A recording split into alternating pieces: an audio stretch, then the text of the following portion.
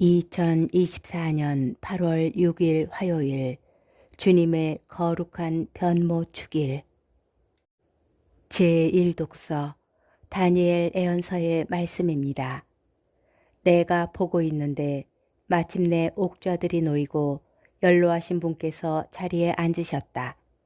그분의 옷은 눈처럼 희고 머리카락은 깨끗한 양털 같았다. 그분의 옥좌는 불꽃 같고 옥좌의 바퀴들은 타오르는 불 같았다. 불길이 강물처럼 뿜어나왔다. 그분 앞에서 터져 나왔다. 그분을 시중드는 이가 100만이요 그분을 모시고 선 이가 억만이었다. 법정이 열리고 책들이 펴졌다. 내가 이렇게 밤의 환시 속에서 앞을 보고 있는데 사람의 아들 같은 이가 하늘에 구름을 타고 나타나 연로하신 분께 가자 그분 앞으로 인도되었다. 그에게 통치권과 영광과 나라가 주어져 모든 민족들과 나라들, 언어가 다른 모든 사람들이 그를 섬기게 되었다. 그의 통치는 영원한 통치로서 사라지지 않고 그의 나라는 멸망하지 않는다. 주님의 말씀입니다. 복음, 마르코 복음 9장 2절에서 10절의 말씀입니다. 그 무렵 예수님께서 베드로와 야고보와 요한만 따로 데리고 높은 산에 오르셨다. 그리고 그들 앞에서 모습이 변하셨다. 그분의 옷은 이 세상 어떤 마전장이도 그토록 하얗게 할 수 없을 만큼 새하얗게 빛났다. 그때에 엘리야가 모세와 함께 그들 앞에 나타나 예수님과 이야기를 나누었다. 그러자 베드로가 나서서 예수님께 말하였다.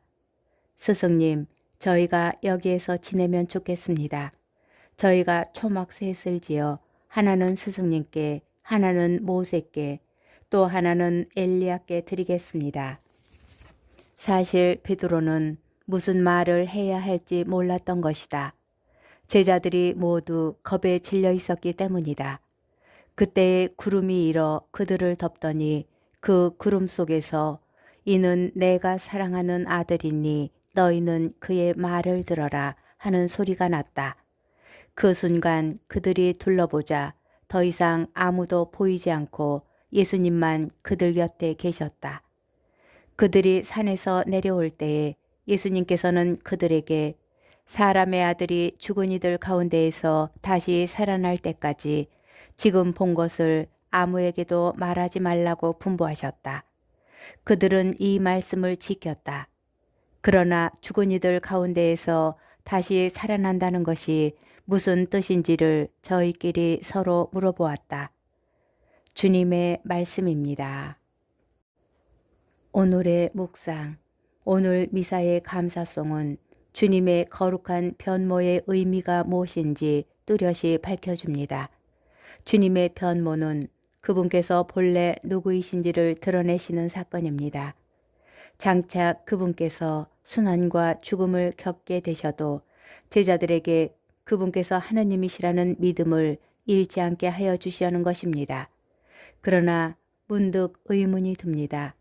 사람의 아들이 죽은 이들 가운데에서 다시 살아날 때까지 이 변모에 대하여 사람들에게 말하지 말라고 하신다면 이 사건은 예수님께서 부활하신 뒤에 비로소 제자들에게 의미를 가지게 된다는 뜻이 아닐까요? 그러니 아직 부활을 알지 못하면서 예수님의 순환을 겪는 이들의 처지가 아니라 예수님께서 부활하신 다음의 시점에서 다시 복음을 읽어봅시다. 예수님께서 순환 받으실 때 제자들은 그분의 부활을 믿기 어려웠을 것입니다. 그러나 예수님께서 부활하신 뒤 제자들에게도 주님의 순환은 이해하기 쉽지 않았을 것입니다. 하나님이신 분께서, 전능하신 분께서 왜 그렇게 무력하게 사람들의 손에 넘겨져 죽임을 당하셔야 하였는지 인간의 논리로는 받아들이기 어려웠을 것입니다. 그런데 변모 때에 그 자리에 있었던 증인인 모세와 엘리야가 이를 보여줍니다. 루카 복음서에서는 그들이 예수님께서 예루살렘에서 이루실 일, 곧 세상을 떠나실 일을 이야기하였다고 합니다. 예수님의 영광이 드러난 이 순간에 그분의 순환을 말하는 것입니다. 율법과 예언서는 하나님께서 메시아를 보내시지만 사람들은 그분을 거부하리라는 것까지 알려주시기 때문입니다. 모세와 엘리야는 순환과 죽음이 예수님의 무력함을 증거가 아니라 오히려 그분께서 참으로 하나님께서 오신 분이심을 보여주는 표지들이라고 알려줍니다. 이들의 증언이 우리의 믿음을 굳건하게 하여 주기를 청합니다.